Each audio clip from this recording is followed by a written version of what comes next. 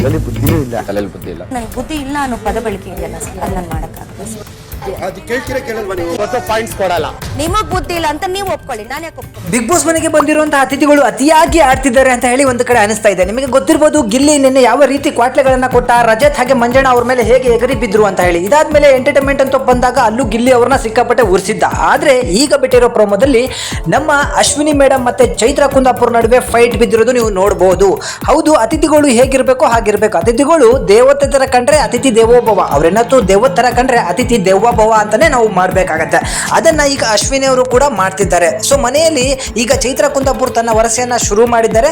So ಅವರಿಗೆ ಎಲ್ಲರೂ ಕೂಡ ಅಲ್ಲಿ ಊಟಗಳನ್ನ ಮಾಡಿ ಹಾಕ್ತಾ ಇದ್ದಾರೆ. ಸೊ ಬಂದಂತಹ ಕಾವ್ಯ ಅವರಿಗೆ ಚೈತ್ರ ಅವರು ಕೇಳ್ತಾರೆ, ಅಲ್ಲಿ ಕಾಣಿಸ್ತಿರುವಂತಹ ಗೊಂಬೆಯ ಹೆಸರೇನು ಅಂತ ಹೇಳಿ. ಆಗ ಕಾವ್ಯ ಹೇಳ್ತಾರೆ, ನಿಜಕ್ಕೂ ನಮಗೆ ಗೊತ್ತಿಲ್ಲ ಅಂತ ಹೇಳಿ.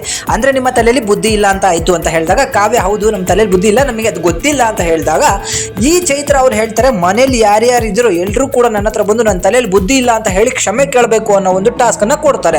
ಎಲ್ರುಗಳು ನಾಯಿಗಳು ತರ ಹೋಗಿ ಹೋಗಿ ಕುರಿಗಳು ಅಂತಾರಲ್ಲ ಆ ರೀತಿ, ಅದರಲ್ಲೂ ಗಿಲ್ಲಿನೂ ಕೂಡ ಹೋಗಿ ಚೈತ್ರ ಅವ್ರ ಹತ್ರ ಕ್ಷಮೆ ಕೇಳ್ತಾನೆ. ಸಾರಿ, ನಮ್ಮ ತಲೆಯಲ್ಲಿ ಬುದ್ಧಿ ಇಲ್ಲ, ನಮಗೆ ಅದರ ಹೆಸರು ಗೊತ್ತಿಲ್ಲ ಅಂತ ಹೇಳಿ. ಧನುಷ್ ಕೂಡ ಹೋಗ್ತಾನೆ. ಧನುಷ್ ವೇಸ್ಟ್ ಅಂದ್ರೆ ವೇಸ್ಟ್ ಗುರು ನನ್ನ ಪ್ರಕಾರ. ಸೊ ಹೀಗೆ ಎಲ್ಲರೂ ಹೋಗಿ ಸಾರಿ ಅಂತ ಕೇಳಬೇಕಾದ್ರೆ ಅಶ್ವಿನಿ ಗೌಡ ಅವರು ಸ್ಟ್ಯಾಂಡ್ ತಗೊಳ್ತಾರೆ. ಸೊ ಅತಿಥಿಗಳು ಅಂತ ಹೇಳಿದ್ರೆ ಅವ್ರ ಹತ್ರ ಕ್ಷಮೆ ಕೇಳಬೇಕು ಅಂತದ್ದು ಏನೂ ಇಲ್ಲ. ಸೊ ನಾನು ತಲೆಯಲ್ಲಿ ಬುದ್ಧಿ ಇಲ್ಲ ಅಂತ ಹೇಳಿ ನನಗೆ ಹೇಳ್ಕೊಡೋಕೆ ಇಷ್ಟ ಇಲ್ಲ, ಇದು ಏನೇ ಆಗಲಿ ನಾನು ಕೇಳೋದಿಲ್ಲ ಅಂತ ಹೇಳಿ ಸ್ಟ್ಯಾಂಡ್ ತಗೊಳ್ತಾರೆ. ಸೊ ಇದಕ್ಕೆ ನಾನು ಅಶ್ವಿನಿ ಅವರಿಗೆ ಸೆಲ್ಯೂಟ್ ಅನ್ನ ಹೊಡಿತೀನಿ. ಯಾಕಂದ್ರೆ ಅತಿಥಿಗಳು ಹೇಗಿರ್ಬೇಕು ಅಂತ ಹೇಳಿ ಅತಿಥಿಗಳಿಗೆ ಗೊತ್ತಿರಬೇಕು. ಅದನ್ನ ಮಿತಿ ಮೀರಿದ್ರೆ ಯಾರೂ ಕೂಡ ಸುಮ್ಮನೆ ಇರೋದಿಲ್ಲ. ನೀವೇ ಯಾವುದೋ ಒಂದು ರೆಸಾರ್ಟಿಗೆ ಹೋಗಿ ನಿಮ್ಗೆ ಇಷ್ಟ ಬಂದಂಗೆ ಮಾತಾಡಿದ್ರೆ ಯಾವನು ಸುಮ್ಮನಿರಲ್ಲ, ನೋಡ್ದು ಹೊರಗಡೆ ಕಳಿಸ್ತಾ ಇರ್ತಾರೆ. ಅದು ಕೂಡ ಈಗ ಮನೇಲಿ ಅದೇ ನಡೀತಾ ಇರೋದು. ಇವ್ರ ಅತಿಥಿಗಳು ಯಾವ ರೀತಿ ಗೆಸ್ಟ್ ಆಗಿ ಬಂದಿರ್ತಾರೋ ಗೆಸ್ಟ್ ಆಗಿರ್ಬೇಕು, ಗೆಸ್ಟ್ ಆಗಿ ಹೋಗ್ತಾ ಇರ್ಬೇಕು. ಅದನ್ನ ಬಿಟ್ಟು ರೂಲ್ ಮಾಡಕ್ ಹೋದ್ರೆ ಯಾರೇನ್ ಮಾಡ್ಬೇಕು ಅದನ್ನ ಈಗಾಗಲೇ ಗಿಲ್ಲಿ ಮಾಡಿದ್ದಾನೆ. ಈಗ ಅಶ್ವಿನಿ ಅವರು ಕೂಡ ಸ್ಟ್ಯಾಂಡ್ ತಗೊಳ್ತಾರೆ.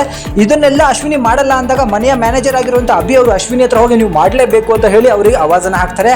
ಆಗ ಅಶ್ವಿನಿ ಹೇಳ್ತಾರೆ, ನಿಮ್ಮ ತಲೆಯಲ್ಲಿ ಬುದ್ಧಿ ಇಲ್ಲ, ಅದಕ್ಕೆ ನೀವು ನನ್ನ ತಲೆಯಲ್ಲಿ ಬುದ್ಧಿ ಇಲ್ಲ ಅಂತ ಒಪ್ಕೊಂಡಿದ್ರ. ನಾನೇನಕ್ಕೆ ಒಪ್ಕೋಬೇಕು? ನಿಮ್ಮ ತಲೆಯಲ್ಲಿ ಬುದ್ಧಿ ಇಲ್ಲ ಅಂತ ಹೇಳಿ ನೀವು ಒಪ್ಕೊಂಡಿದ್ದೀರ ಅಂತ ನಾನು ಯಾರ ಹತ್ರನೂ ಕೇಳಲ್ಲ ಅಂತ ಹೇಳಿ ಖಂಡಿತವಾಗಿ ಹೇಳ್ತಾರೆ.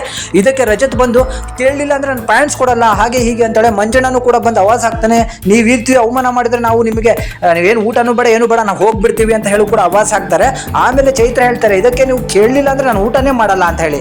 ಊಟ ಮಾಡಿಲ್ಲ ಅಂದ್ರೆ ಯಾವನಿಗೆ ಏನಾಗಬೇಕಾಗಿದೆ? ಗೆಸ್ಟ್ಗಳು ಗೆಸ್ಟ್ ತರ ಇಲ್ಲ ಅಂದಾಗ ನಾವು ಸಪ್ಲೈಯರ್ಗಳು ಮತ್ತೆ ಹೋಟೆಲ್ ಮ್ಯಾನೇಜರ್ ಕೂಡ ಹೋಟೆಲ್ ಮ್ಯಾನೇಜರ್ ತರ ನಡ್ಕೊಳ್ಳೋದ್ರಲ್ಲಿ ಅರ್ಥ ಇಲ್ಲ. ಸೊ ಗೆಸ್ಟ್ಗಳದ್ದು ಅತಿ ಆಯಿತು. ಈಗ ಅಶ್ವಿನಿ ಅವರು ತಮ್ಮ ಚಾರ್ಜ್ ಅನ್ನ ತಗೊಂಡಿದ್ದಾರೆ. ಸೊ ನಾನು ಈ ಒಂದು ಪ್ರೋಮೋದಲ್ಲಿ ಅಶ್ವಿನಿ ಪರ ನಿಲ್ಲಕ್ಕೆ ಇಷ್ಟಪಡ್ತೀನಿ. ಸೊ ಇದ್ರ ಬಗ್ಗೆ ನಿಮ್ಗೆ ಏನನ್ಸುತ್ತೆ ಅದನ್ನ ಕಮೆಂಟ್ ಮಾಡಿ ತಿಳಿಸಿ. ಹಾಗೂ ಈ ಒಂದು ಎಪಿಸೋಡನ್ನು ಮಿಸ್ ಮಾಡದೆ ಇವತ್ತು ಕಲರ್ಸ್ಗಳಂತ ನೋಡಿ ಅಂತ ಈ ವಿಡಿಯೋನ ಮುಗಿಸ್ತಿದ್ದೀನಿ. Thank you.